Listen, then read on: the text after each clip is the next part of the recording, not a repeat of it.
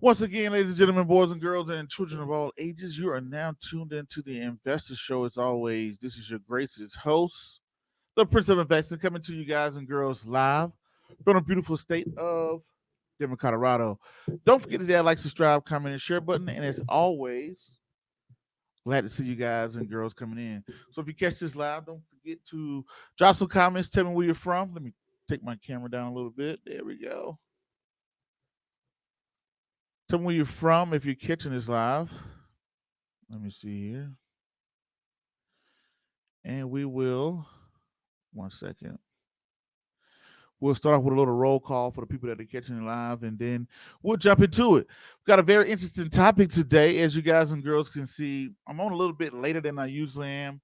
I'm pretty much talking about your what would just happen today. As you can see in the description box, we just had a big bailout go on.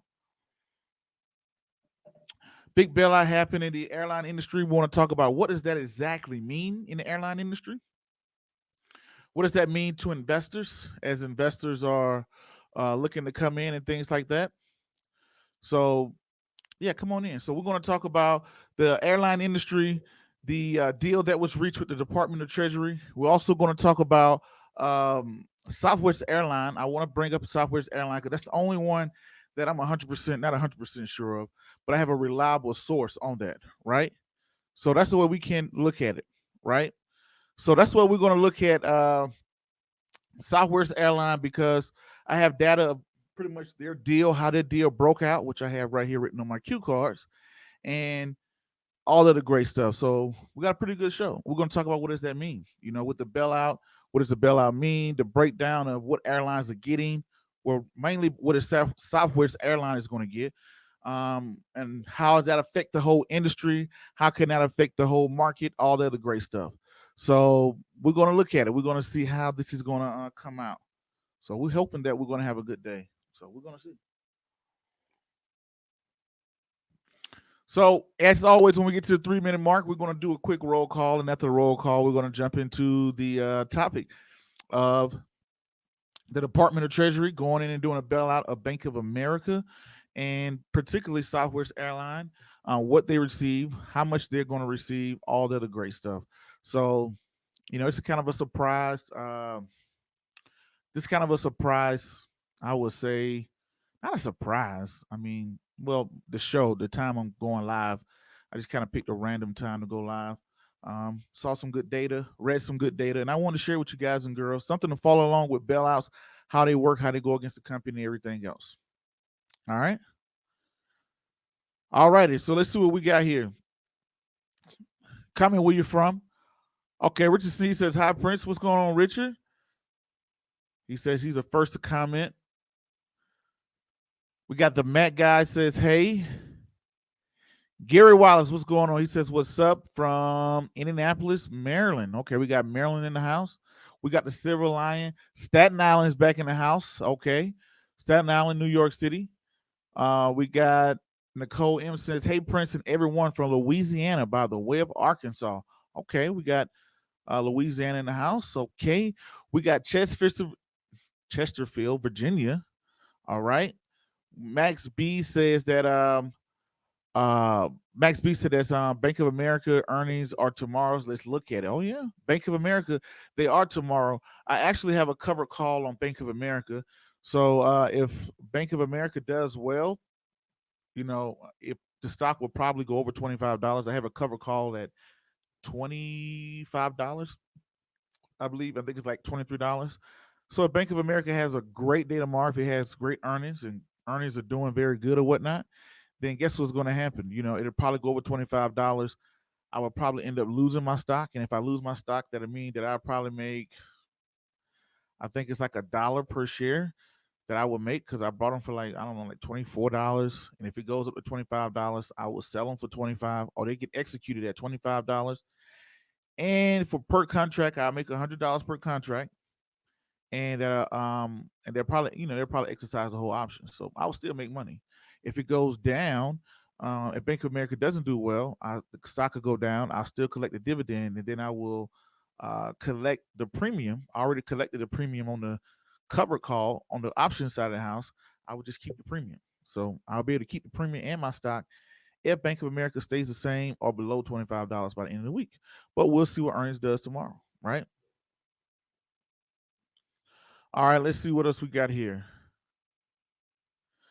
Richard Sneed says airlines are bad to buy. Okay. Um, he says buy healthcare, food, utilities. Yeah, healthcare, food, utilities. That's fine. Banks. That's cool. That's good to go. Touch Corey Touchstone said he's checking in from Mississippi, still sitting and waiting for you to drop the green light. This is the thing I got to see, right? Even though I may not, um, even though we have a lot of economical data that's going on, with real estate and unemployment and all that good stuff like that, we can't deny that money is moving into the market at a high rate. We got to understand that the market is controlled by 70% of the market is institutional investors, right? So when we look at the market of institutional investors, you got to look at the whole industry, right? So the market is pretty much being moved by the big boys, and right now, well, we're the point that we're at right now in the whole market. People are thinking of another big dip before we get out of this, which we're very ripe for. With the coronavirus, unemployment, real estate, when America's all this uncertainty that's going on. But right now, what I started to do was I started to pick up my investing, right? Because I followed the money and I seen a whole lot of money starting to come into the market last week. This is why you're seeing stocks move. This is why you're seeing stocks that push up, all that great stuff like that, whatnot, right? Okay. And here we go. We got Richard Sneed says he's from Grand Junction, Colorado. Nice, nice. And he says he's at a $590 in dividends. Cool, cool. Freddie B says, "What's up, Prince? Lanston, Illinois." Okay, Freddie B, nice to see you. Matthew Simmons, howdy from the Bay Area. Okay, from the Bay Area, right? And Joyce says, hi, Prince. I'm from Tampa. Tampa. Okay, she's from Tampa. Cool. Ashley. Okay, how you doing, Ashley? She's from the Bay Area. And Vanessa says, Lace. She's from Lacey, Washington. Nice, nice. Okay. And here we go. Kevin says, "What's up, Prince from the DC representing?" Nice. Okay, cool. Who else we got in here? Somebody says, "Do you think AMC is going to come back?" Yeah, AMC is pretty bad right now. Freddie B said he purchased jets. Freddie B, if you purchase jets, you're going to be very happy tomorrow. The whole airline industry is currently up about 10%, but we're going to get into that. Sorry to get for real. I think you're trying to say Max B. Sorry to get off track. Balance sheet. Uh, BIDEO. I think it's a symbol. But okay. Anyway, let's get into it. Let's see what happened today. Let's first look at the Department of Treasury, right? We're going to see what the Department of Treasury has to say, right? And then we're going to go back and see, what does this all mean? So first, let's take a look at what the Department of Treasury put out. Got it on my. Give me 1 second. I'm going to share my screen for this. Uh,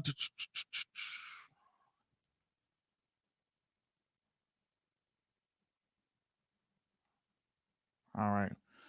Make sure I got the right one. All right. So here, this is from the United States Department of Treasury, right? This came out today. I want to say about a couple of hours ago. Here we go.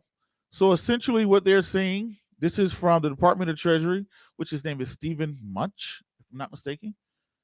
Here we go. Right. This is what he put out today. We'll welcome the news that a number of new major airlines intend to participate in the payroll support program. This is an important CARES Act program that will support American workers and help preserve the strategic importance of airline industries while allowing for appropriate compensation for taxpayers. Right. So they went in here and they went ahead and outlined the people that will be participating.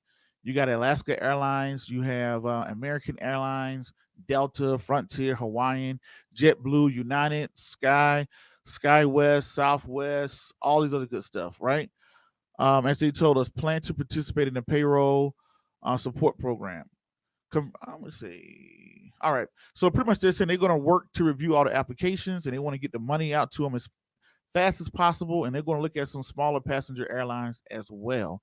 So essentially, right here, they're saying, hey, we got a deal done today, and we're going to be giving a bunch of money to airlines, right? So when I looked around, I couldn't find out who was going to be the big guys. What does this actually mean? You know what I mean? So here we go. Now that they said they're going to put all this money into the airlines, now we want to look at what does the airlines mean. Now I want to let everybody know, like I said 10 million times, this is not advice. This is financial education, right? This is not telling you what to buy, how to buy. You do that on your own. I'm just showing you the exact data and report, and you make your own interpretation, right? So I don't want anybody coming back saying, "Oh, Prince said about this." No, we're talking about this is actual data put out from the Department of Treasury, talking about the airline industry. That's what we're reporting on, right? So now let's look at it. When we look at, I don't know what Skyline and all these other people got bailed out for. So let's look at the bailout. One bailout I can see was Southwest Airline. Let's take a look at theirs. They was pretty open about it. All right. I'll give me 1 second.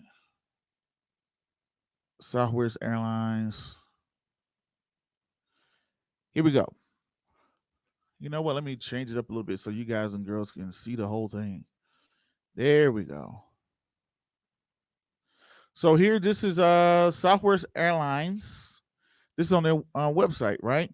This came out today. Southwest Airlines has reached an agreement principle on payroll support program under the CARES Act. So Southwest Airlines, right? So essentially, they're pretty much saying that they came out today saying that they got to deal with the U.S. government for a bailout.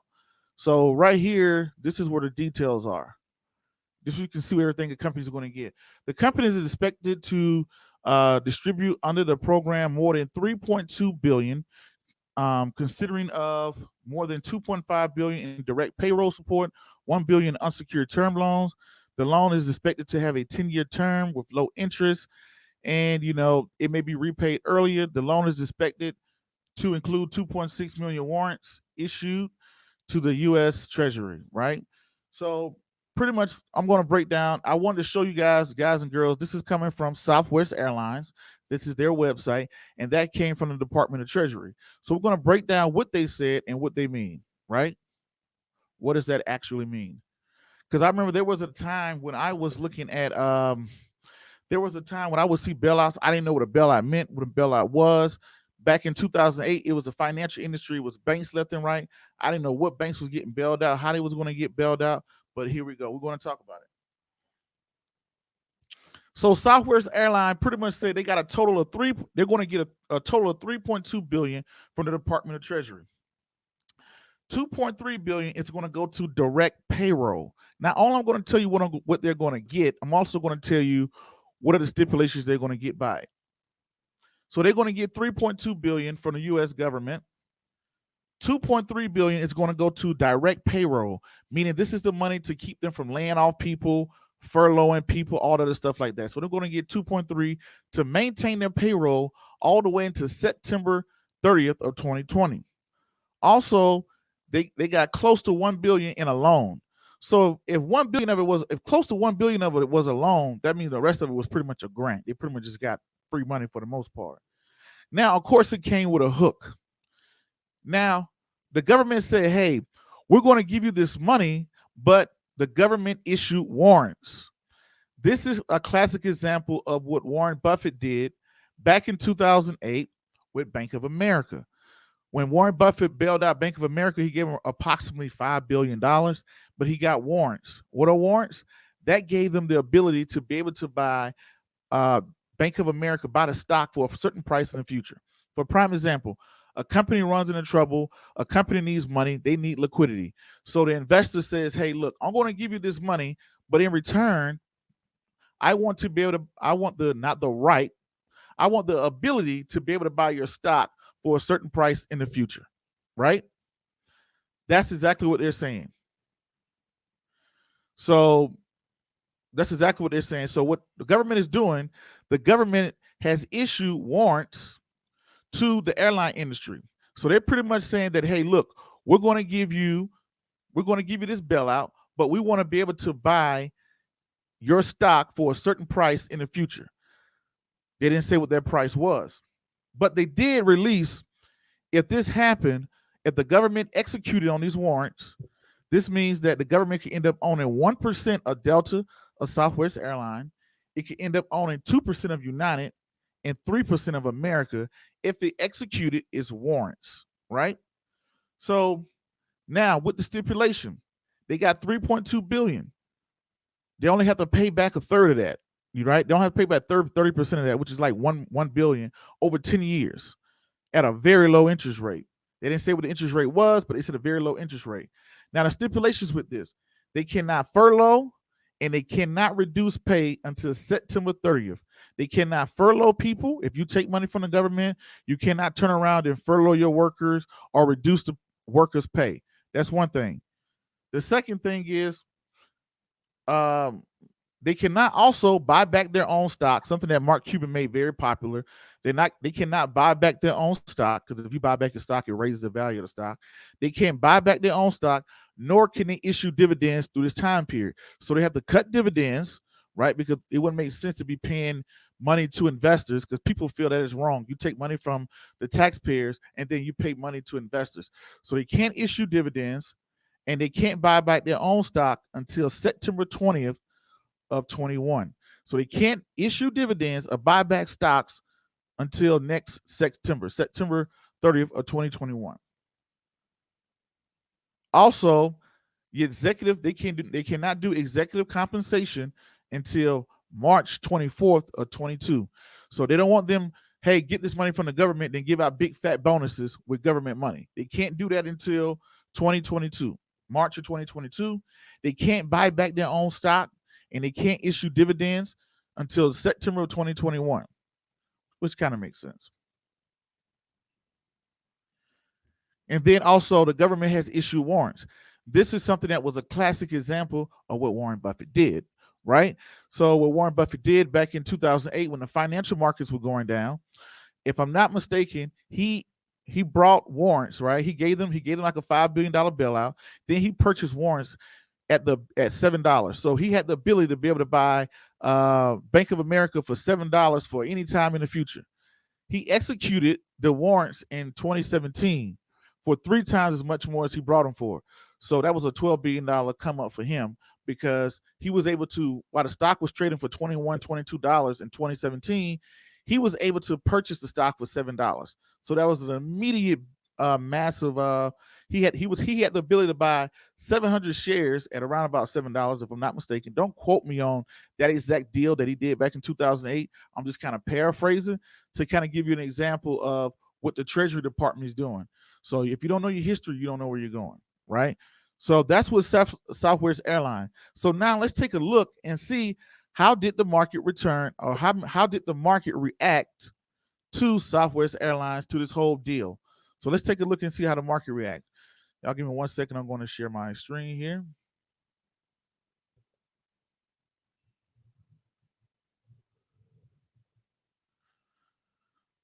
So here's Southwest Airlines stock, right? Here's Southwest Airlines stock. Right here, you can, oh, my bad. I'm not even sharing my screen. I'm sorry, guys and girls. I'm sorry. Y'all give me 1 second. I'm screwing up here for a second. Where is it at? Southwest Airlines.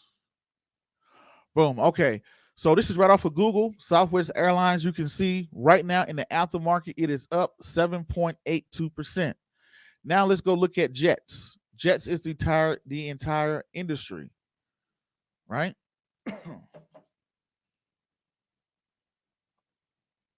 The entire industry is up 12%. Jets. Somebody in the comment box said they purchased Jets. Jets is up 12%. Jets is up 12% to $16. I mean, we talked about this before. So people are looking at the airline industry or whatnot, right? So there you go. That's how the market reacted to it. So the Department of Treasury came out. I think it said that the deal was worth about $25 billion for the entire airline industry. But you can see the entire market is happy. American Airlines, the whole industry is up 10%. American Airlines is up in the aftermarket. Southwest Airlines is up. Everybody is up, right?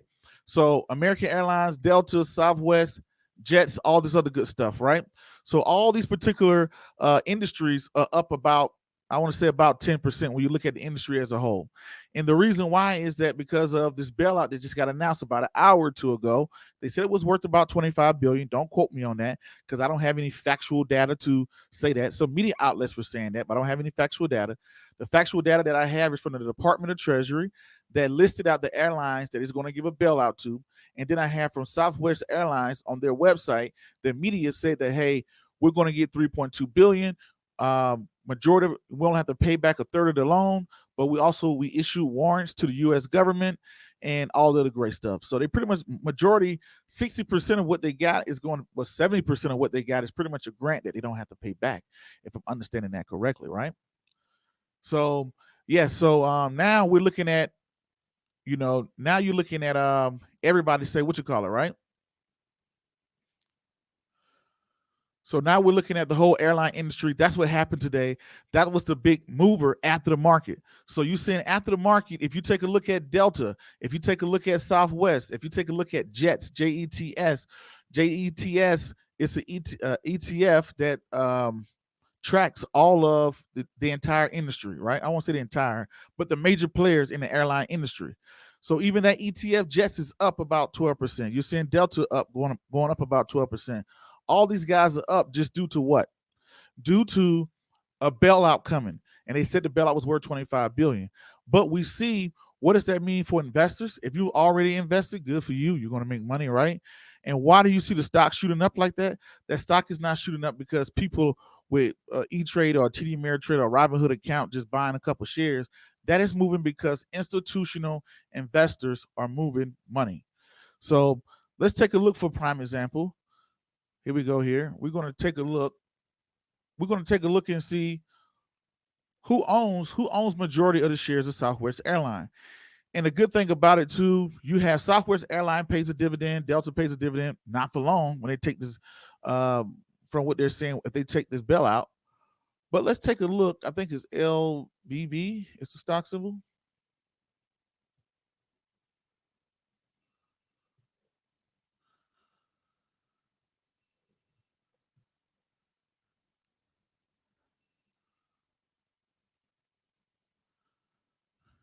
Here we go here.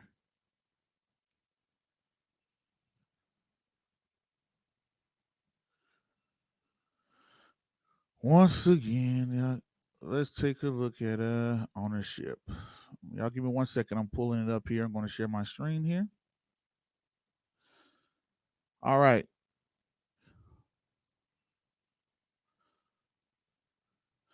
And I was showed this because I had someone, I saw a comment one day.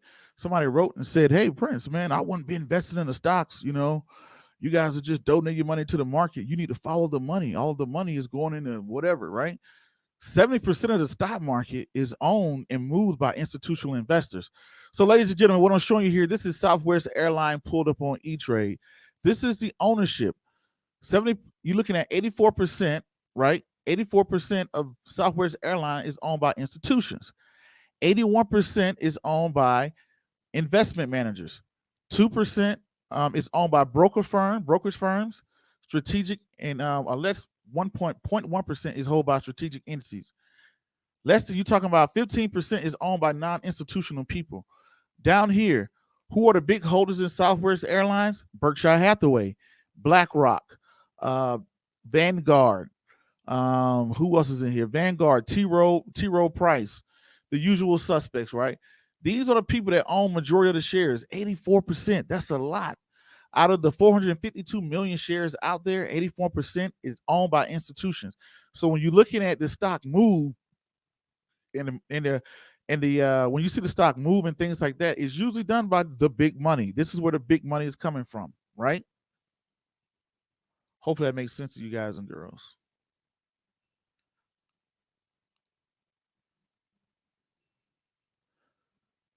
So here we go.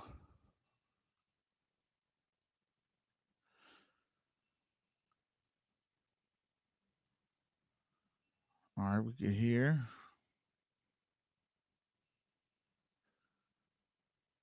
All right, for the Bay.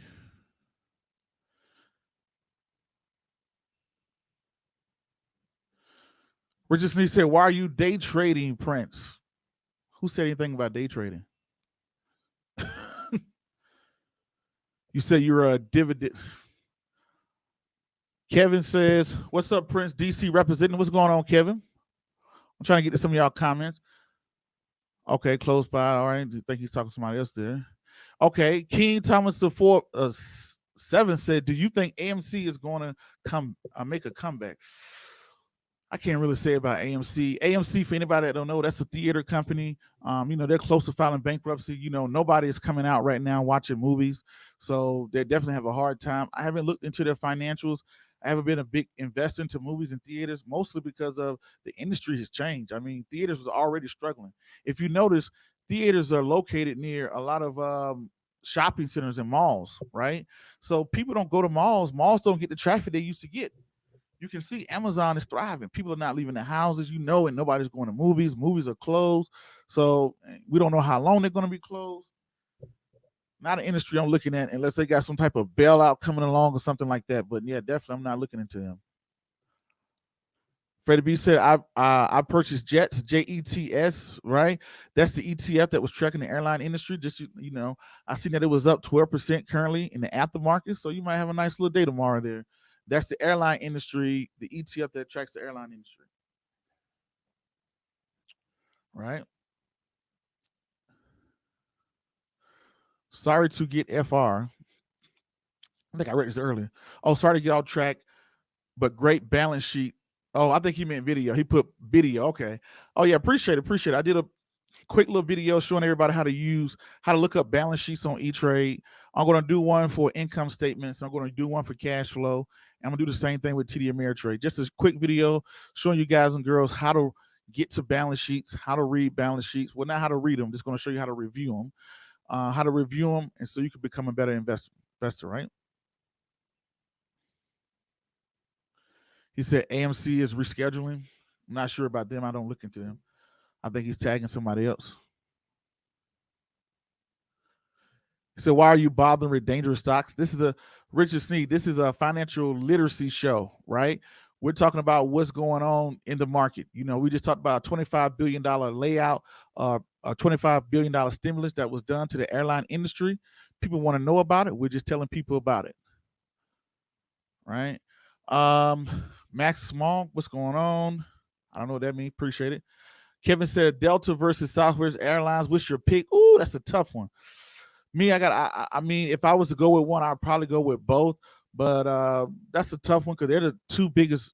I think they're two of the top three in the industry. I don't know. I probably would go with Southwest.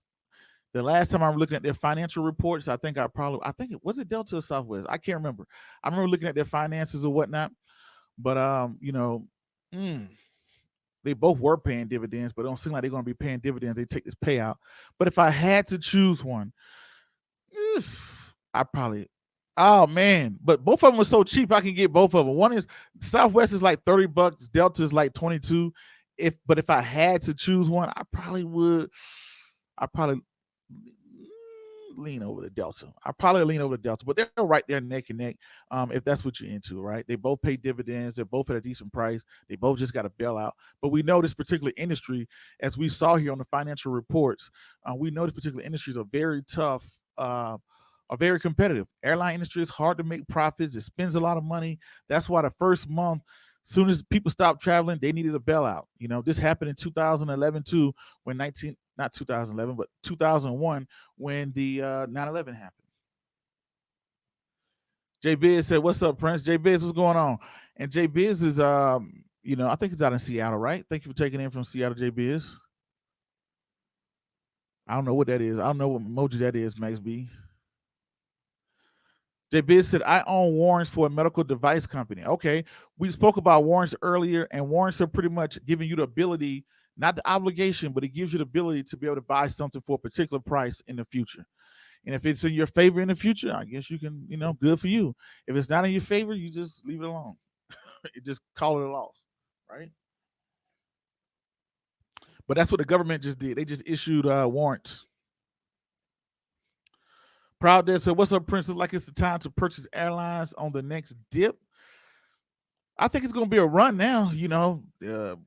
when the government came out and announced that bailout, Department of Treasury, Stephen Munch just announced that big bailout. You're seeing in the aftermarkets, a lot of big money is moving to airline stocks.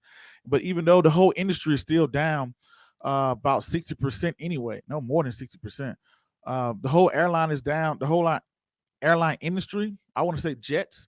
Let's take a look at jets, for example. I'm just going to say jets because that's the ETF that tracks them. Let me see how much they are down. Let's see how much they're down right now. Y'all give me 1 second. So I think right now they're trading for about $16 in the aftermarket. And let's look at year to date before all this stuff even happened. They were at, am I missing it? Where's that? Oh yeah, they're down 50%. So they were at $30 at their all-time high earlier this year, back at the end of February before all of this started to really take toll. The whole airline industry is still down 50%. Well, I won't say the entire industry, but the Jets ETF is down 50%. Richardson asks, is Jets an ETF? Yes, that's an ETF. Cavalier said, if it's not making money, drag it behind the shed and shoot it, i.e. sell it. Why buy airlines? I mean, that's up to you. Ask yourself to buy. Why buy airlines? I'm just showing you the financial education.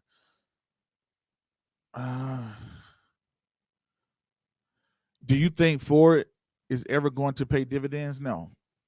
Man, maybe in the future, but not right now. No. I told everybody how I feel about Ford. I'm not a big fan of Ford. When the bull market, they didn't perform that well when the bull market was going on. Then in the bear market, it really started to suck. They just continued to drop, even though they was paying a nice dividend. Now the dividend is gone. No, not for me.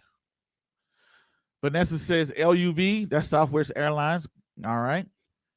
Max B is saying LUV. Okay, I think y'all was trying to help me out when I was trying to get Southwest Airlines correct. Yep, LUV is Southwest Airlines. Yep. Okay, well. Prince, I'm thinking of getting a starter position in RTX. What is RTX? Let's see what RTX is. What you talking about, JBiz? RTX. Oh, Raytheon. Oh yeah, Raytheon. I'm very familiar with it. That's the defense stock. I do like Boeing a little bit better because, well, you know what? I like Lockheed Martin better than Raytheon, right? RTX. That's I forgot. I think Raytheon it's in the top 5 of government funded contractors, but the number 1 is Lockheed Martin. So I don't know. I like Lockheed Martin a little bit better in that particular thing. I'm Warren. What's up, Warren from Oakland? Feeling the FOMO hard. I don't know. Maybe I'm stupid on that. I don't know what FOMO is. I'm sorry. Audi says, so can they give people a good bailout instead of big industries, $billion? I know. But the outlook is, hey, if we give the money to, because think about it, 3.2 billion, that could have made a good bit of people millionaires, right? But they say, hey, we give it to these big companies, then these big companies are going to keep jobs and create jobs and all of the good stuff like that. They had that trickle down effect versus, hey, they gave us $1,200. They gave us $1,200, but gave Delta 3.2 billion. That's funny. Ruby, okay, what's going on, Ruby from Memphis, Tennessee? Nice, right?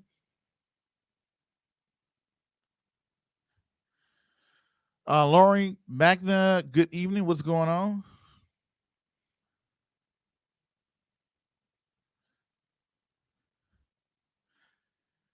Hey, Huey Ho, what do you think about GE Prince? Not my cup of tea. I know some people that really follow it, like James. He really follows it. So James will be on the show on Friday. But I'm not a big fan. Right? That's me. I don't know. It's been struggling. It's an old good dividend paying stock, but it's just been struggling these last couple of years. It's all about what else can I get, right? Athena says, When you review the financial reports, you chose LUV because it has less. Okay, that's what it was, right? LUV because it had less debt and more cash reserve. See, if you remember the show more than I remember the show, but we did do a show on that. We broke down. We didn't break it down all the way. We looked at Delta and we looked at Southwest Airlines, right? But when we looked at Delta and Southwest Airlines, they were kind of neck and neck. But but she remembers more. They had more cash reserve and less debt. That's very smart. 90% of investors don't even look at uh, financial reports. They look at dividends, they look at the stock price, they look at the company's name. That's about it. But we did do a show on that, and we did talk about that. So that was my bad. I couldn't even remember. I know I did a show on it, but I couldn't remember which way I had went on it. But it was very tough. I knew that. And then also, guys and girls, cash, a company that has a high amount of stockpile of cash with little to no debt, that shows you that they can make it through a hard time. That's why I chose it, because I felt that a company that has a large amount of cash with low debt has a good has a better chance of making it through a bad time. It would be the same thing if you were to lose your job, but you had a bunch of cash and you had little to no debt. You're going to do it very well compared to somebody who has a bunch of credit card debt, the income slowed down, and they have a lower cash pile. All right. He says, will the government eventually sell their warrants? I mean, buy them? Yeah. I think it probably depend on what the future will look. If Delta, they didn't say what price they got to be able to buy them at. Maybe it's $25 or whatever it is. I think they will decide what the price is depending on the company, and it could make money for the company or the country in the future. So who knows? I don't know. I don't know what that price was, but I think they will only do it if it's extremely profitable. So it's just like I don't think Buffett would have exercised his warrants if they wasn't profitable. So, but that's a nice $12 billion.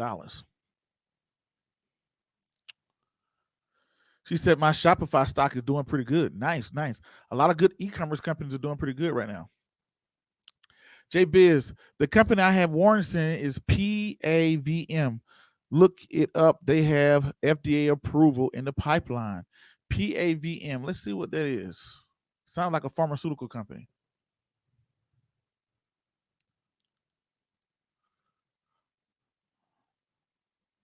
Ooh.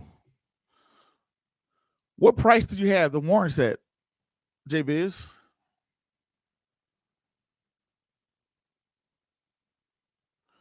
What do you have? What price did you have that at?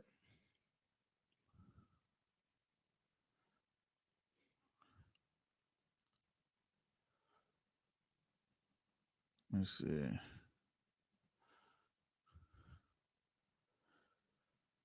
Okay, B Max says, because yes, that stock was $2 that I was just showing.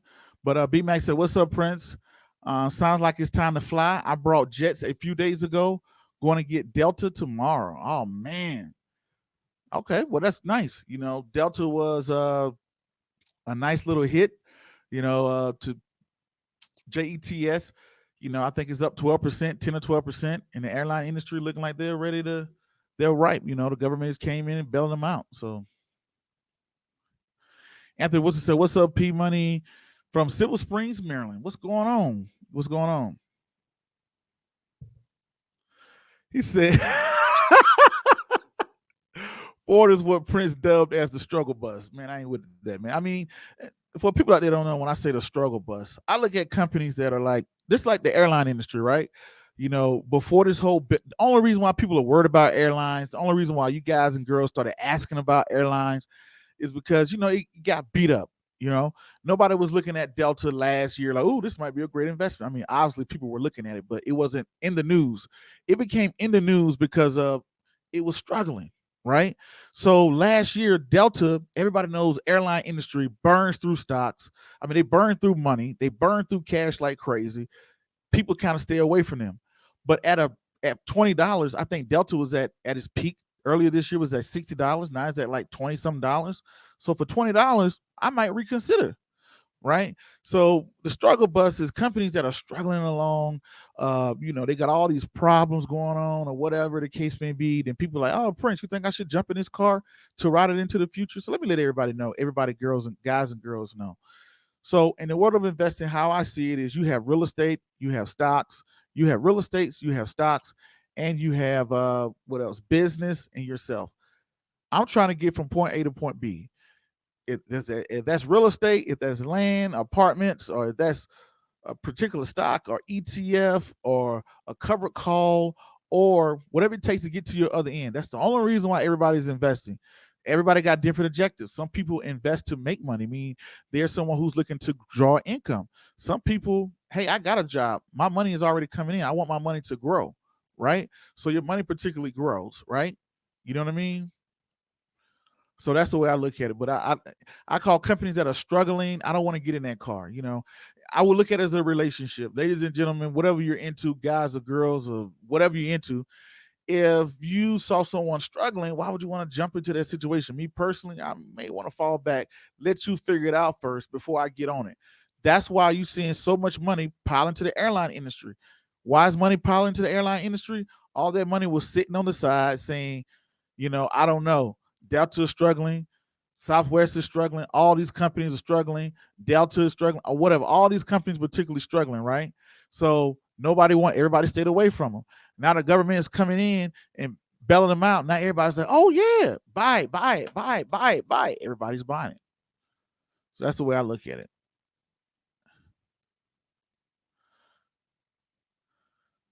He said, Mike grabbed some shares of Uber. I'm back up. Okay. Nice, nice.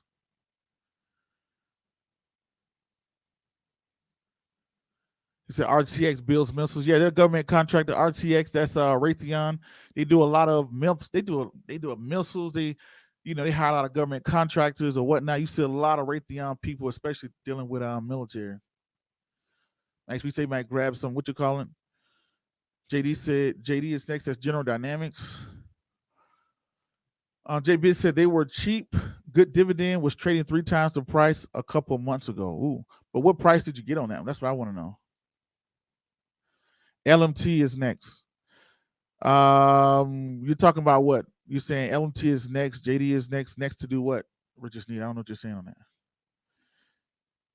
Fear of miss. Oh my God, FO. I'm an idiot. No, I know what FOMO meant. I just didn't know what he was saying. I didn't know he just said FOMO. Okay, I didn't. I was talking. I forgot what that meant. Yeah, FOMO. Max B, everyone get ready for them stimulus checks tomorrow morning. Still, I should do a show on investing stimulus checks, huh? Yeah, because if you qualified, I think it's $1,200 per adult and $500 for children, right? So it's a great time. I'm doing it. No, actually, I'm doing a show tomorrow talking about investing for kids. Great time to invest. If you receive $500 for a kid, it may be a time to, if you haven't already started investing, to start an investment account for your kids. Shirley Martin says she is watching. Thank you, Miss Shirley. Michael said, Prince, what's up? You see Tesla? Oh yeah, oh yeah. Tesla the last few days been very nice. I thought Tesla was going to go down to like $100, $200, but it fooled me. I thought the market had another dip. As it's looking like right now, it's looking like it already dipped and it's making its way back up.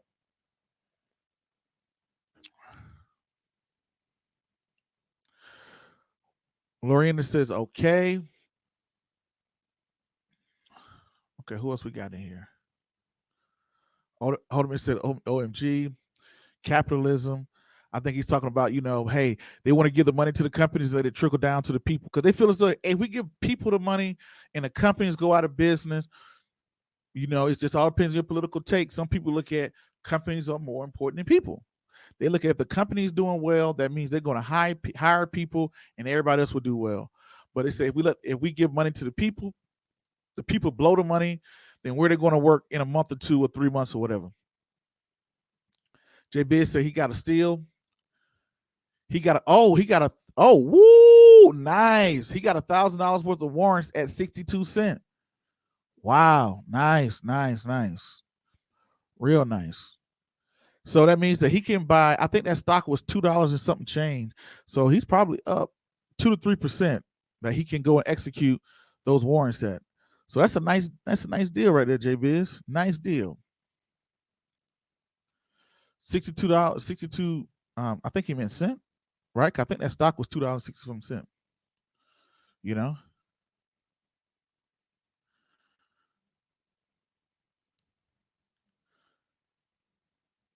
you praised F back in 2018, 2017, 2018. Oh, yeah, F is Ford.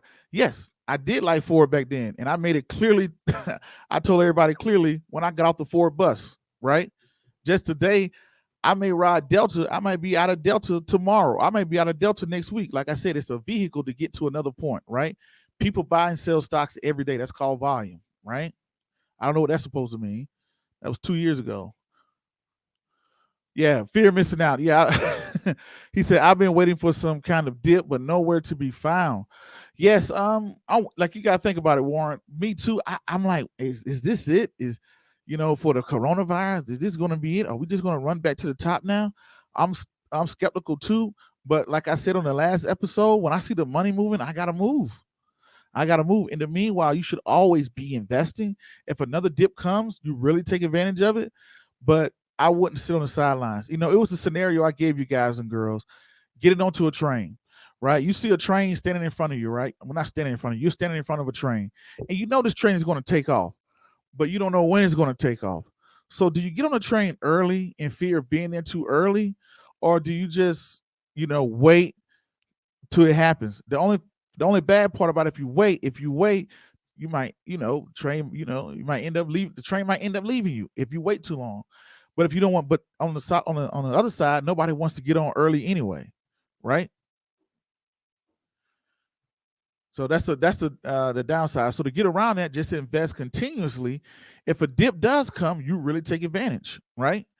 I would say get a little SPXS to cover the downside and keep investing. Especially, Warren, on your profile picture, you like a young guy. If you're investing for the long term, if you're trying to grow money for the long term, if it does dip tomorrow, and we know it's going to be back up to new highs by next summer.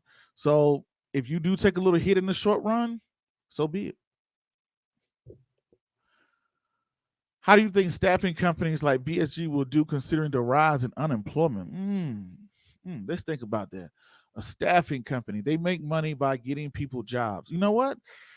I don't think right now they're going to be doing good with the rise of unemployment because how staffing companies make money is they take a person, they give them a job, the person gets the job, then they make a percentage of what that person makes. But if companies are not looking to hire nobody, how can they place people? It would be like if I was if I was a A&R executive and I'm supposed to get people record deals, right? I'm hypothetically speaking. But if the record company is not looking for new artists, how can I place people? Right? So I don't see that one. Speaking of fear of missing out, Amazon 2,200 calls, $92 yesterday. Wow, hit 19. You got to be kidding me. Woo! I have the Amazon stock. Wesley does have the Amazon stock. I saw last time I looked in the portfolio, I think it went up like 10, 11% or something like that. But I do have the Amazon stock, not calls, because I couldn't have predicted what happened today with Amazon. Ashley said, I'm thinking about purchasing cruise line stocks, but they are getting hit hard right now. Yes. And the big thing about them, they could potentially be bailed out as well. I think their name was in the bailout. But the bad part about it is you got to make sure it's a domestic company. Only domestic companies are even eligible to get bailout money. So if your company, if it's Royal Caribbean, don't quote me on this, but if your company is internationally owned, I would stay away from those. I look at domestic companies that were doing well before the market took a downturn, right?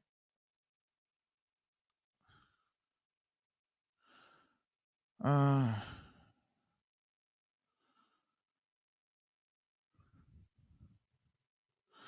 do you think Boeing is scheduled in the package?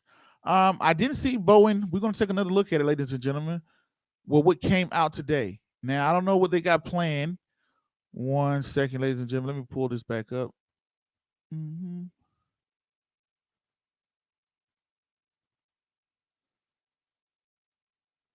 Was it this one? Yeah, looking at this one right here, Michael, it says Alaska Airlines, American Airlines, Allegiant, this is what it sounds like, Delta, Frontier, Hawaiian, JetBlue, United. And it kind of was hitting on, that was the ones I seen today. I haven't seen anything about Boeing. I didn't see Boeing on here. But think about it, you know, If I'm not mistaken, Boeing are the ones that make the airline. That's who a lot of these airlines buy their planes from anyway. So if they're doing good, then I'm going to assume that what you call it be doing well as well, doing good as well. So no, I didn't see anything for Boeing name in there, but a lot of those airlines, they're the ones that are buying that, right? Uber got sued for $1 billion. Avoid bad business. Uber got sued by Google. Let's take a look at something, Richard. Uber got sued by Google.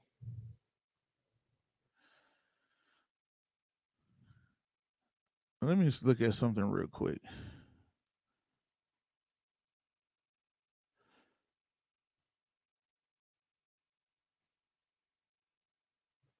Huh. Google, you're saying Uber got sued by Google. Let's take a look at something together, ladies and gentlemen. So when we look at Uber stock, who owns the majority of the shares in Uber? Right here, Alphabet. Alphabet owns $3 billion. They own 71 million shares. Google, the parent company of Google, is Apple. Apple owns 71.1 million shares of Uber. Uber is the largest shareholder, right? They are the largest shareholder. I'm sorry, they're not the largest shareholder. They're one of the largest shareholders of Uber, right? We can see it right here. It's saying that Alphabet shares held 71 million, worth $3 billion, right? So the fact that they would go and sue them, not saying it didn't happen, just sounds pretty strange and crazy. Why would you sue a company that you have a pretty big investment in? Saying next is how the Pentagon rates them. Okay. Well, I look at how I rank them out. Google, the top government contractors. I'm pretty sure Lockheed Martin is like number one, Boeing is like number two, if I'm not mistaken. Do you think Boeing's in the package deal? No, I did not see him in there. King Thomas says, yeah, how do I start investing account with $1,200? Do a how to do a start. Oh, yeah, do a how to start an investment account with 200. Okay. All right, yeah, we can do that. Okay. It's kind of a tongue twister. Also, it's good to have both a brokerage account and a Roth IRA, Prince. A Roth IRA, it depends. A Roth IRA, you can't touch it without penalty to 59 and a half. Some people want their money by 40, 45, or whatever the case may be. So a Roth IRA, even though it's pre-tax dollars, no, it's post-tax dollars. I mean, the money has already been taxed. The only downside is that the positive is that the money is already taxed. So that means that any growth you may have, it gets to grow tax-free. So let's say you went in your account and you brought Amazon stock and it just ran up and did amazingly for you, right? That means that what happens for you? You brought Amazon stock, it did amazing for you. That means when you go to take your money out, if you wait till 59 and a half, you already paid money on that and your money got a chance to grow tax-free. That's one of the things that you wait to 59 and a half. The brokerage account, you can pull your money out at any time, but you're going to get capital to gain tax, short-term capital to gain tax, all the other good stuff, right? So that's why. Do I have both? Yes. And why do I have both? Because to be honest with you, when I got my brokerage account, I didn't really know all about the IRAs and stuff like that. But once you have a brokerage, you can't swap over to an IRA because of tax and all that good stuff like that I know of, unless something new came out. But that's why I have both. But you don't need both, I would say. It would depends on you. It depends on you, Ashley. It depends on you. The brokerage account, you can pull your money out at any time, but you don't get all the tax advantages, right? A Roth IRA, you can pull your money. You can't pull your money out at any time. If you do, you'll get penalized, right? So, but your money you get tax advantages. So Roths, IRAs get tax advantages. Brokerage accounts don't get tax advantages. Roth IRA, you get tax advantages, but you have to wait to 59 and a half to avoid a penalty. With the brokerage account, you can pull your money out at any time, but you don't get the tax advantages. So it depends on you, I would say. He said, you all better pay all your bills. That's true, guys. You got to think about you got to think about your financial picture. Do you owe debt? How much debt do you owe? Good stuff like that or whatever. That's what you want to be thinking about, right? Here we go. J Bishop, I'm putting my stimulus check in my futures account. Nice. There you go.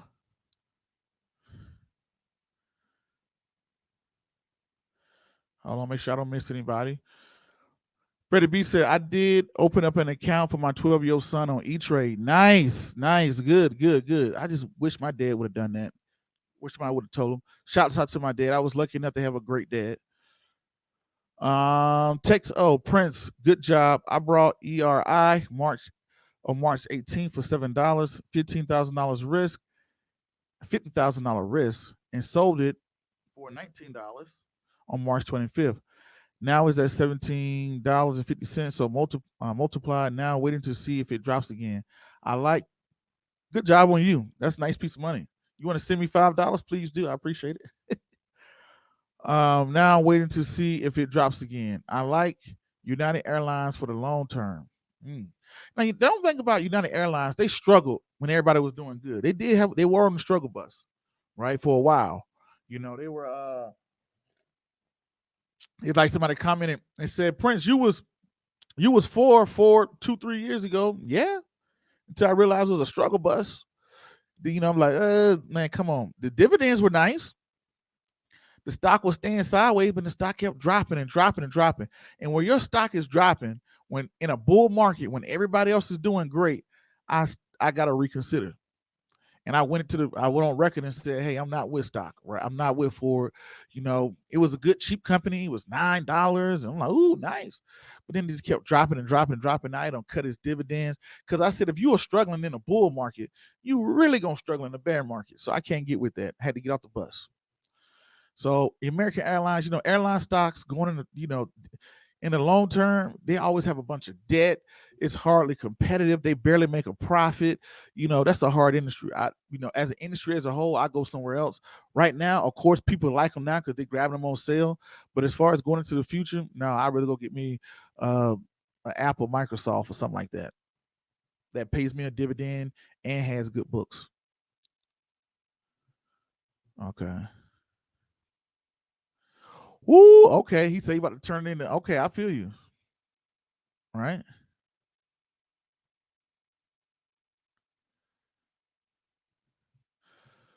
Do a video on CAGR. I don't know what that is, but maybe we'll see. We'll see. Seriously, y'all do some research on PAVM. It is a potential to be $10 in the next couple years. That's nice. If you got a $62 warrant and it's going for $10, it's going for $2 right now. You're looking pretty nice. And if it goes to 10, you'll be very nice. I'm definitely gonna look into P. You got me looking at that one. P.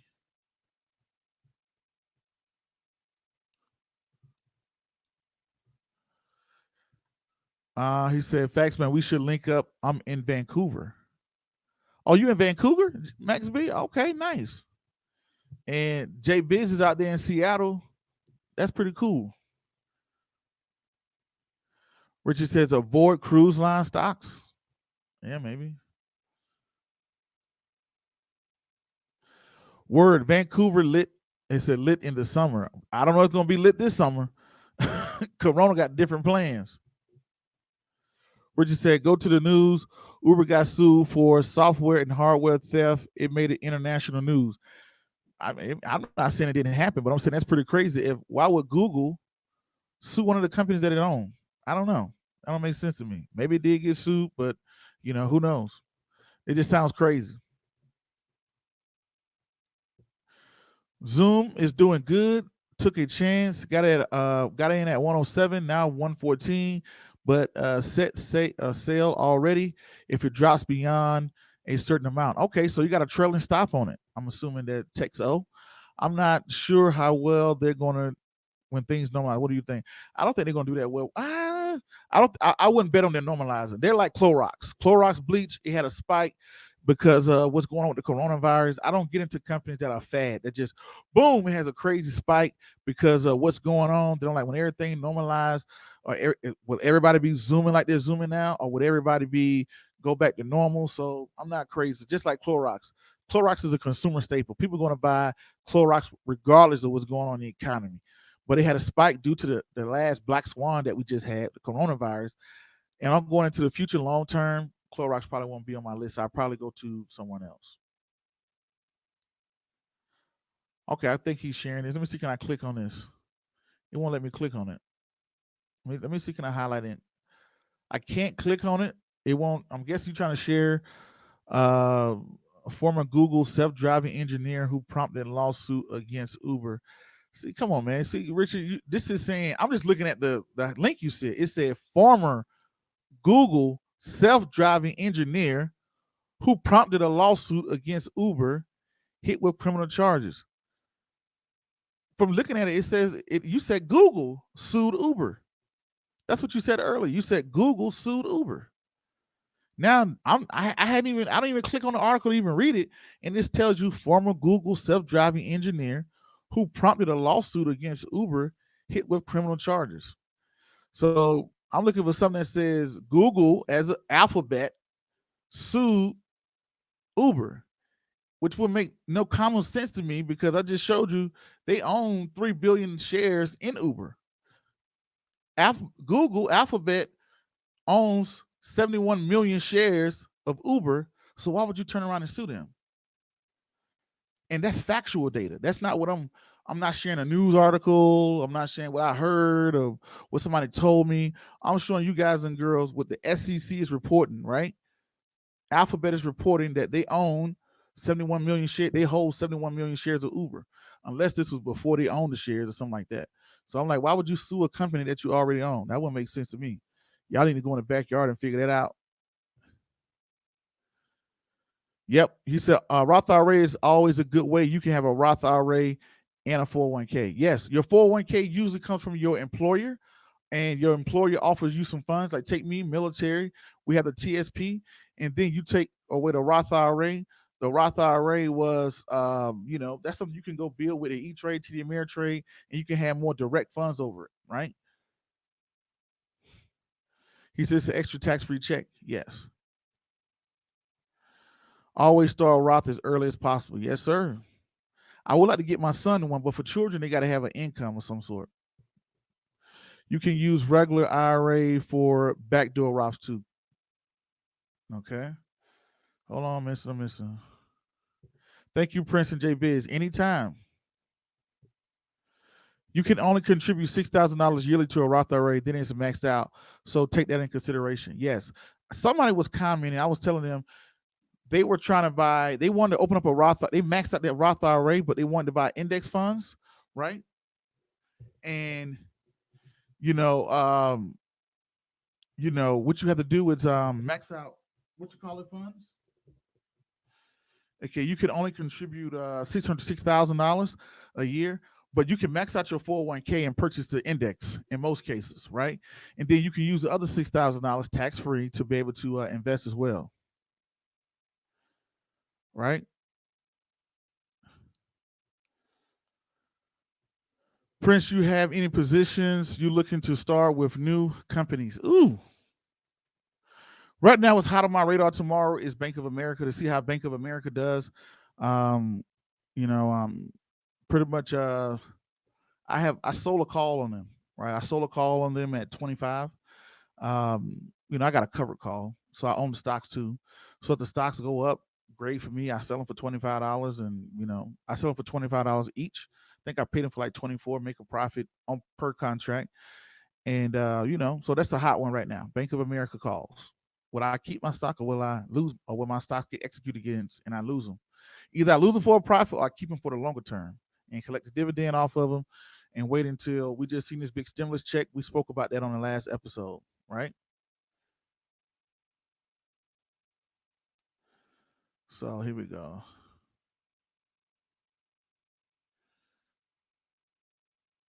You know,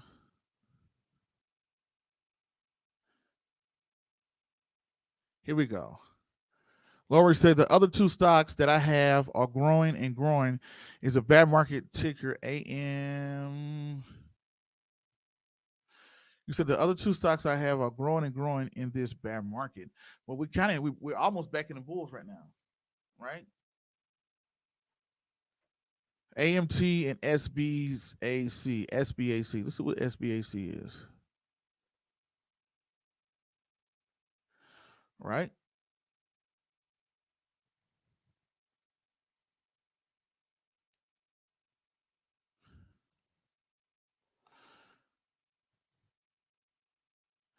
Here we go.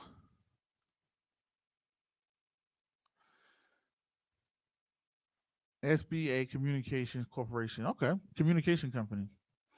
I don't know too much about them.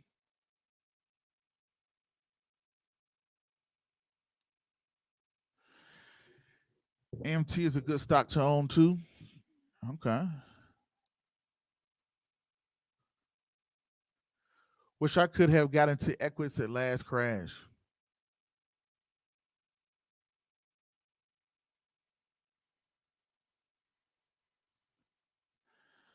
All right.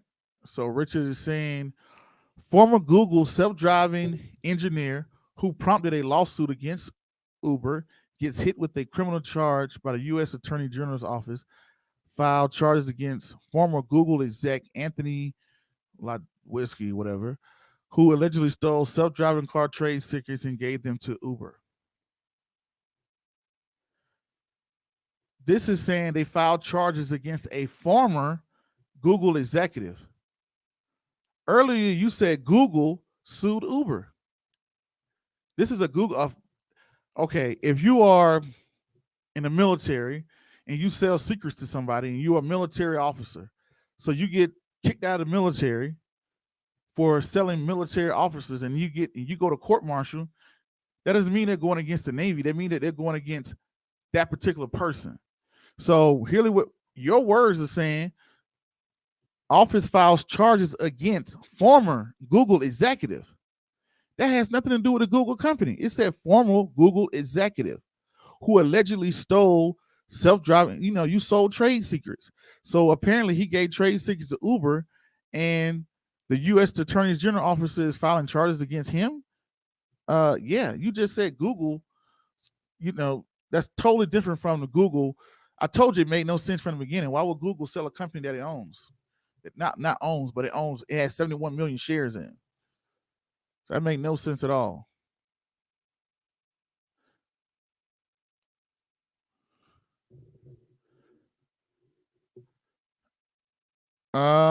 Wish I could have got the Equex flash crash. Oh, okay. I didn't know who that was when they flash crash. Right?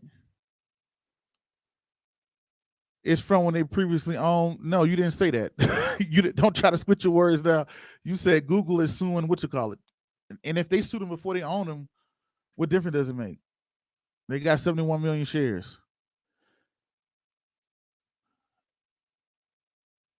Yeah, very nice selling cover. Yeah. Oh yeah.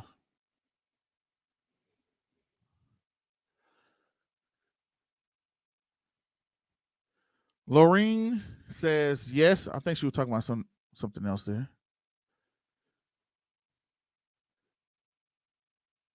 NBEV. Let's look at NBVE. Let's take a quick look at NBVE. This was Chuck B. Chillin says, can you look at NBEV for me, beverage company that just got a 7-Eleven? Oh, that just got into 7-Eleven. I'm guessing what you're saying. NBVE. Let me take a quick look. NBEV. I'm going to share my screen with this one too.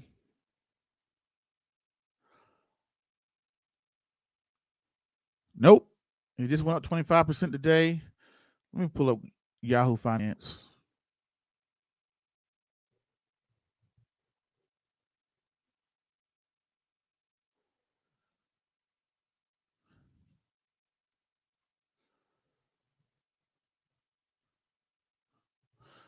Let's take in NBEV.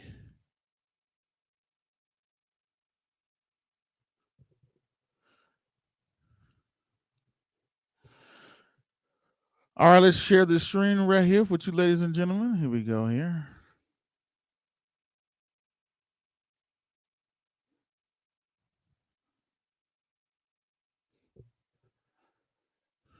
Where's his name? All right. So we said we was looking at NBEV off of Yahoo Finance. All right, so it's $1.63. So we got $1.63, right? So the first thing I'm looking at, this company's not even profitable. Look at that PE ratio, Chuck be chilling. I'm not looking at it's. I don't have no time for that right now, especially companies not turning a profit. Maybe when they get to $5, they become more profitable. Maybe I look at it then. But no, first thing I'm looking at, company's not even profitable. So that's a no for me. Non-profitable company. Would you let somebody? Would you let me borrow some money if you know if I ain't had no money? I had no income, no job, no way to get money, no investment for me. I've been down that path. Most of those companies they got a better chance of going down. It might go up in the future, but I'll just wait. When it becomes profitable and they start to do good, then I look at it. Now I do have a couple companies that are unprofitable, but it's due to the space that they're in, and that's a risk. That's a risk I may take, depending on what it is, right? Rich said in 2017, 28, you're a dividend investor. Why do you day trade? Why I don't day trade. Where do you get day trading from? Right? I mentioned earlier about a cover call. A cover call is not day trading.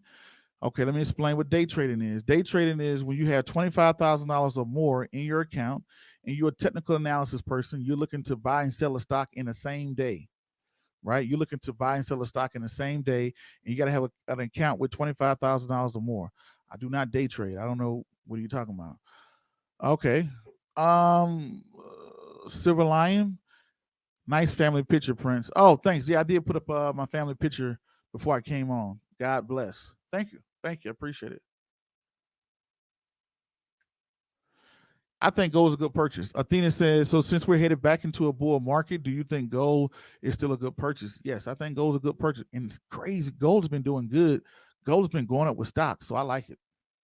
So if we do go back down into if we do take another dip, a way you can take advantage of the dip is you could buy SPX right now for like $11, I think, $10, $11. And you can add that to your portfolio as an insurance policy. That's a very risky way, but that's something you could do, right? But that's something, God, okay.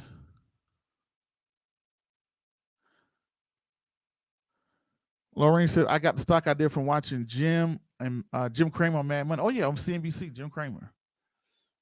It's a crazy dude. I'll be like, JW, I noticed you're talking about buying and selling a lot within a year. Doesn't the capital tax affect you of your profit? Yes, it can, but then again, I'm buying and selling sometimes in a Roth IRA, right? So I may be buying and selling inside of a Roth IRA. I don't care about the taxes if I'm still profiting. For prime example, if I buy something, depending on what it is, if I buy Delta this month and I sell it in June and I make $100, right? And capital gain tax, they're going to take $30, and I'm left with 60. I'm not complaining. So yes, capital gain tax. If you have a brokerage account and it's a short term, if you trade within the 12 months, that's a short term capital gain, which is about 30%. If you hold it with over a year, then it's long term capital gains, which is 15%. But all depends. All depends on your investment strategy, right? What's your thoughts on AYX? Let's take a look at AYX, see what that is, right? Here we go. Let's take a look at that real quick.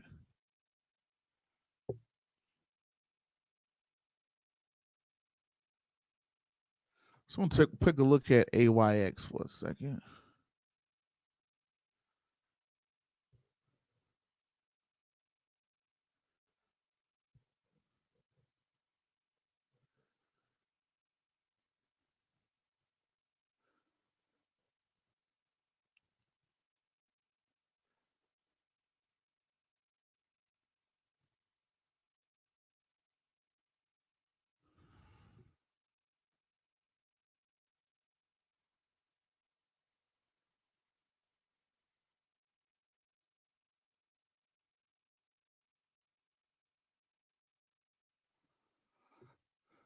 All righty.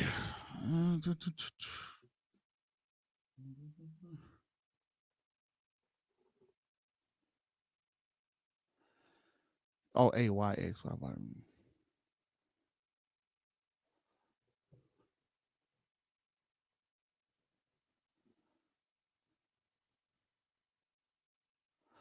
Who we got here? AYX. Let me share my screen here so you guys and girls can see.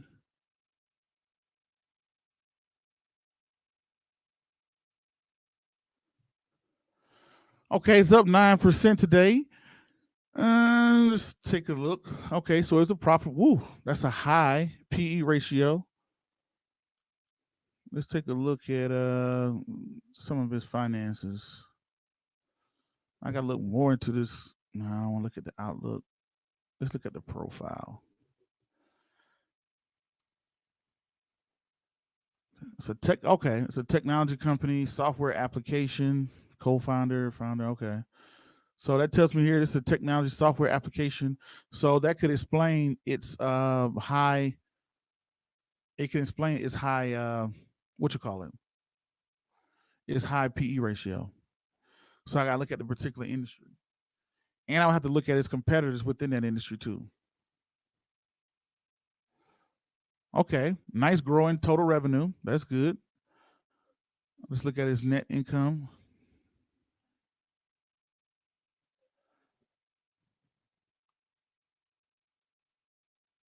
Hmm.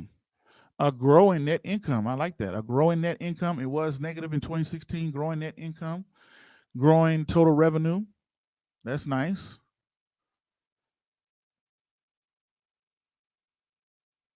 Okay. Cash is growing. Net receivables are growing. Okay. Total assets 971. No, 1.3 total assets. Total liability 917. 424. So it's profitable. Has a positive network of 424.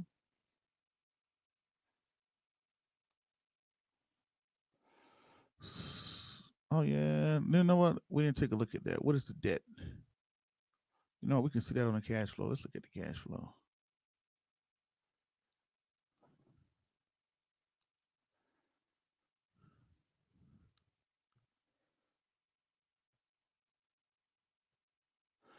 Um, Debt repayment is kind of growing. That's not too pretty. Debt is growing. That's the only bad thing I see on it. So just a quick look. I don't know anything much about this company, but just a quick observation. If it's in the technology sector, I would have to look at it against. I think this stock is about 100. It's $119. I got to look at you against the Apple or Microsoft or whatnot. So this company does have a growing debt, and that could be just part of his business. So, for prime example, I'm looking at it has a growing revenue, a growing net income. Debt is not. I haven't looked. I haven't done a ratio to see what debt to income was, but it's not bad. It would be something I would take further look into. Not bad.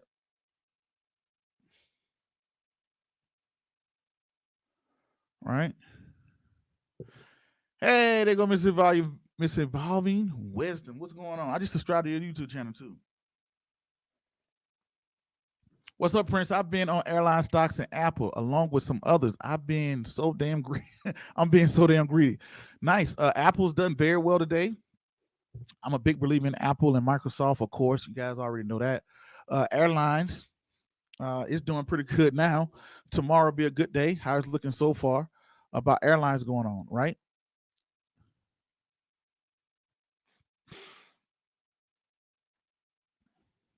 Right.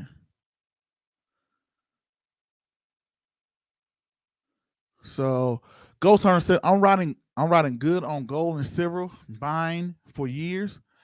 About the only thing I've got right financially other than watching your show and learning Prince. She said I'm buying gold and silver. I've been buying for years. About the only thing I got right. Okay, nice. Yeah, gold has been doing very good. I thought it'd be doing way better. I thought gold would be taking off to the moon right now, but it's been doing pretty good, but it hasn't been doing as good. But you can get into gold with AIU or GLD. AIU, IAU, GLD. Now you buying physical gold or you buying gold derivatives? What are you kind of doing there? Piper said, "What's up, Prince? Going to have to catch the playback in a few hours. What's up, everybody? Enjoy your day. Happy investing. Peachtree forever. Peachtree forever. What's going on out there in Arizona? I think right, Arizona, Phoenix, Arizona. It's about to get hot out there too. I'm considering buying an extended future dated call option on gold. When I reach a certain profit, get out. You could do that, or you could do the market too. Some people S&P 500, you can do a leap. Some people call it a leap, which is a year out, thinking that the market will rebound by that time. You could do a leap, but she's pretty much saying that she's going to do a call option to be able to, take a certain profit and get out. That's nice. Okay.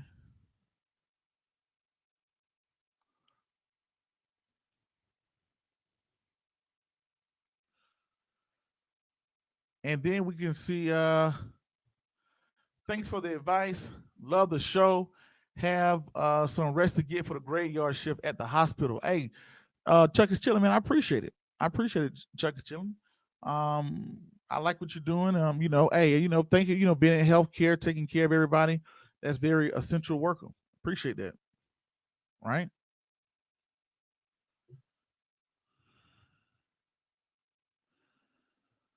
Here we go. Michael says, Landolph, what do you think about 5G network stocks? Apple, new lines of phones coming of 5G. Big phone companies are incorporating as well. I'm not always sure on that one, Michael. I'm not smart enough to speak on 5G network stocks. I haven't even looked into 5G network stocks. I can't speak smartly on those. Apple, on the other hand, they will benefit from it if because people got to get the phone. That's where we're going to benefit from it. So that's why I'm not really what you call it. So there we go. Here we go. Thank you for your support, Prince. Anytime. People that support me, I'm always down to support you guys and girls. Kevin, if you had to pick one, Microsoft or Berkshire, ooh. Oh man, I got a personal feeling for Berkshire. I like Berkshire. If I had to pick between Berkshire and Microsoft, financially, looking at the financial statement, Berkshire. Um, but Microsoft, it does pay a dividend. It's a tech company, and I think it will outgrow its stock value wise faster than the Berkshire Hathaway. But if I had to choose one to go with, I'm gonna go with Berkshire. Even though that's a hard one. Oh, you buy physical gold. The only problem I had with physical gold is liquidity. If you want to sell it, how can you sell it? Who will you sell it to? You know, that's my only problem. But that's cool though. You can do that. But you can do that with the market too with buying IAU for $15. You can track gold and make some money, or GLD. IAU is about $15. GLD is about almost $200. So that's it. Cleveland here, right? Tony Siri Investment Education for You, Cleveland here. What's going on, Tony? How you doing out there in Cleveland? All right, nice to see you checking in. Nina says, "Hi, I'm from Richmond, VA. Thank you for all you do. My family loves your show. Hey man, appreciate it, appreciate it. This is year number 7. Year number 7. Okay, thanks. Right, Richard from Facebook. What 124 companies are you watching? I'm not going to go through watch it. 124 companies. But the companies that I like are Gold. I like the Mac. I like Magna. The Microsoft, the Amazons, the Googles, and Apple. Those are big ones. Berkshire Hathaway or whatnot. Those are ones I've been looking at and eyeballing the most, more than anything else. I don't do 124 companies. That's crazy. I mean, you can't really. I'm not going to sit here. I'm not going to look at 124 country and have them on my watch list. I can't properly analyze those. Something that Charlie Munger made popular with diversification. He was like, he liked to call it diversification because it was like if you knew exactly what you was doing, you only pick 2 or 3 companies that you knew very well instead of 100 that you barely know anything about. So I rather zone in on what I know and keep it down to like 10 that I'm watching at a time, right? Either one for you, seeing you are acting defensive. I'm not defensive. I mean, you came out and you said that Google is, you said, Google sued Uber, you know, and then you turned around that Google didn't sue Uber, and a worker for Google got sued or whatever, and then so I'm just showing you with facts. Dividend king, I like a dividend aristocrats, easy. For dividend kings, I think it's about 25 years of raising dividends, or dividend aristocrats are like 25 years of raising dividends, versus dividend king is 50 years. So yeah, definitely.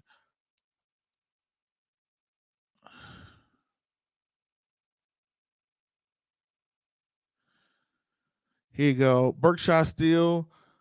Um, okay, Kevin is saying Berkshire is still good without Warren. He said Berkshire still good without Warren. I saw how Steve Jobs departed, left Apple wasn't the same. Yeah, that is true. Apple hasn't been the same ever since Steve Jobs died. The innovation left Steve Jobs, right? And that's crazy, you know. And that's pretty crazy. But we can see with Warren Buffett, I don't know, he has his guys in place, and they've been learning from him from years, and he's pretty much letting the other guys run it. He just go to them just to verify and check everything off. So I don't know. I don't like it. I mean, of course, the stock is going to go down because that's the wizard, that's the goat. Once he dies and go away, but they've been working on people, behind the scenes. So mostly, you got Todd and Ted behind the scenes, that your names that you see all the time. They pretty much make all the decisions. They just cross check it with him, but that's about it. But he is a godfather. Of course, when he passes away, he's 90 years old. Of course, people are going to look at the company sideways. So Richard says you seem to recycle your videos. Same 6 ones from E Trade to the Ameritrade every 6 months. Why don't you make a actual curriculum? Well, I cycle them. I cycle between TD Ameritrade, E Trade, because they constantly change. So a video I may have done 2-3 years ago, the platform may have changed. So I have to put out a new video, right, for people to be able to see changes in them. Or some people may want to update, but that's what people request, right? People like the tutorial, so they ask for that or whatnot. So I may work on an actual course, right? I've been thinking, we've been talking about that. But I may do a course, may do a class. We've been talking about that for a while. Margaret and Buffett, three companies is wrong. What are you talking about? Are you talking about the three companies that I was saying? I'm talking about a speech that he said. Of course, Berkshire Hathaway has about 50 companies on the inside. But look up Warren. Look at let me see. Let me see here.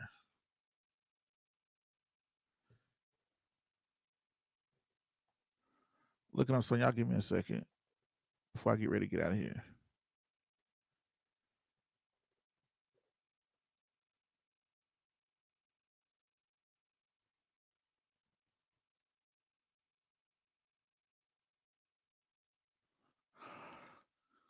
Let's see here. Here you go.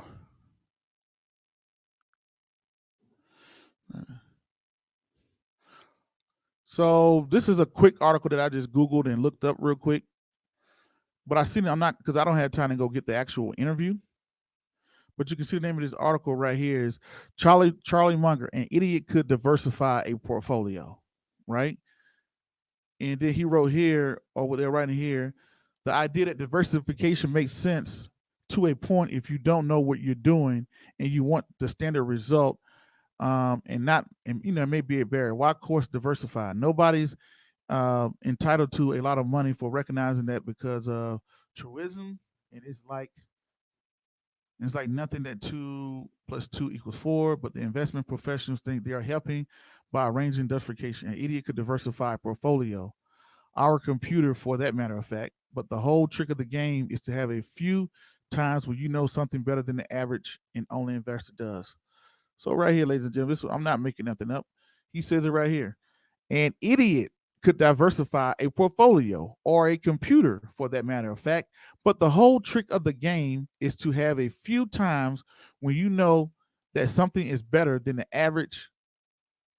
Oh, something is better than average, and to invest only when there's extra knowledge. So here we go, right here. This is not what I'm saying. This is came right out of one of his interviews. I actually watched the interview, and you can see it. You can read it for yourself right there where he says it. An idiot could diversify a portfolio or a computer, for a matter of fact. But with the whole trick of the game is to have a few times when you know that something is better than average and to invest only where you have extra knowledge. So he's saying that, hey, just diversifying and just splitting up your money, diversifying. He's like, hey, if you have a few things that you know very well that you have extra knowledge, that's what you should hone in. Just diversifying doesn't mean that what you call it. So he call it diversification. That's Charlie Munger's thing. You know, that's what I was referring to. So as you can see, I'm not talking about what I heard or what I saw. I'm just telling you what came out of one of his interviews. What do you think about Warren Buffett selling Delta? Do you think it was an emotional move? I don't think so because he only sold like 13%. It was a very small piece of when you look at the entire. We did a show on that. It was a very small piece of the entire portfolio. It was, I think it's like out of 1.3 billion, they sold like 13%, 10% of the portfolio airline stock. In April, beginning of April. I don't know why they did it. They don't have to say why they did it, but they did, and they had to report it on their 13F because they own more than 10% of the company. Tony Siri. Oh yeah, Spice. I do have Spice. I do have Spice. I bought it for like $22, $25. That was one of my extracurricular. I told you guys and girls about that one. Spice and Tesla. Those was it was Spice and Uber. Spice and Uber was the two spicy ones that's like, okay, they're unprofitable companies I wouldn't do, but just for a little excitement. So we'll see what Spice does. It's supposed to be taking people into the future, right? You know? And then here we go. And on Spice. Nice.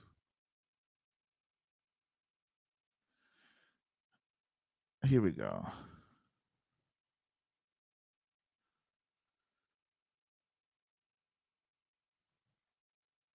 Here we go.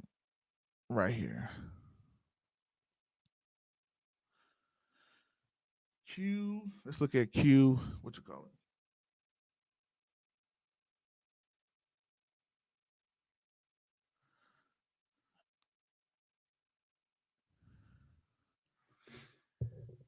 Here we go. Here.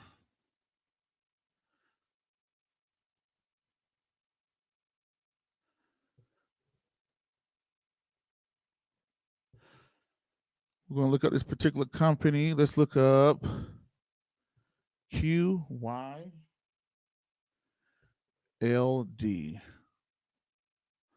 Oh, S&P 500 covered call index. NASDAQ 100 covered call ETF. Hmm.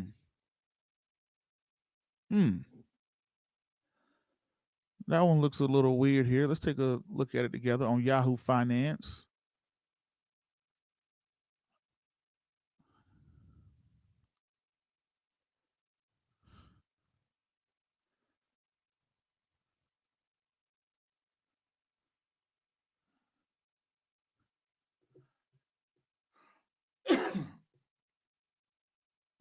Here we go.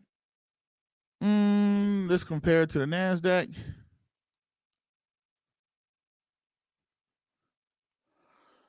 So let's see what this thing is supposed to do.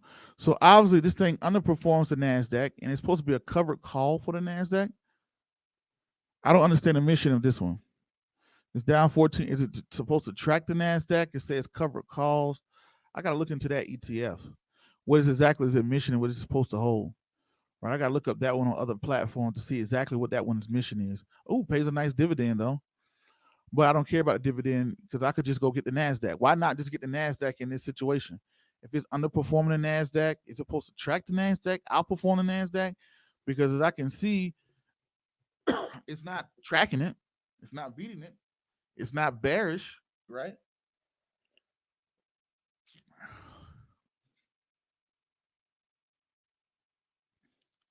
So I don't know what that one is about.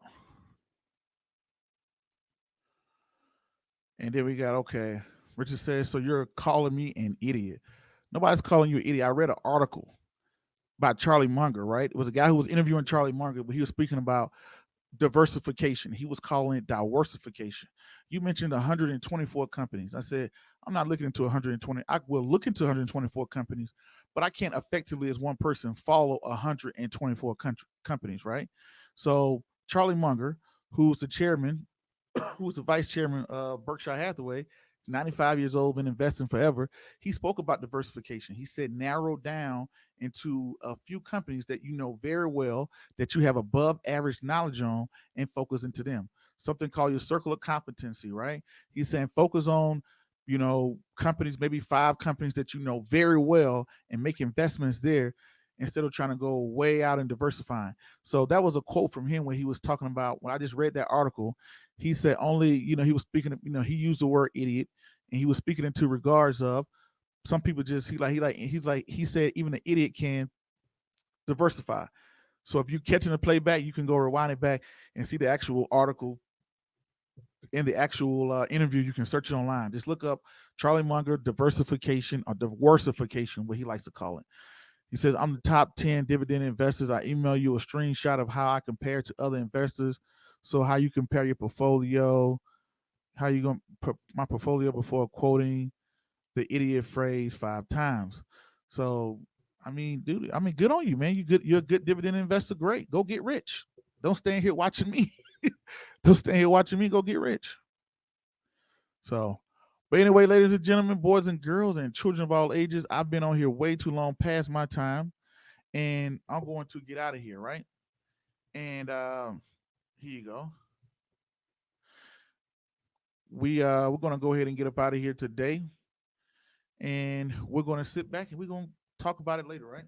So anyway, ladies and gentlemen, boys and girls, and children of all ages, I think the guys and girls are all caught this live, and that will catch the playback, they're catching the podcast that's broadcasted from everywhere, from iHeartRadio to Pandora to Spotify. And also, thank you. We just reached 30,000 subscribers, right? We reached 30,000 subscribers on YouTube, 20,000 on Instagram, and 114, what you call it? You know, you 114, what you call it, right? 114,000 what it was, 114,000 on Facebook, 114,000 on Facebook, 21,000 on Instagram, and 30,000 here on YouTube. So thank you, guys and girls. Glad y'all enjoyed the live. Hope y'all got it from, you know. And here we go. So thank you, guys and girls. Until the next video, podcast, cartoon, or whatever else crazy you see me do around the globe. Peace. Be safe, and I'm out. Thank you.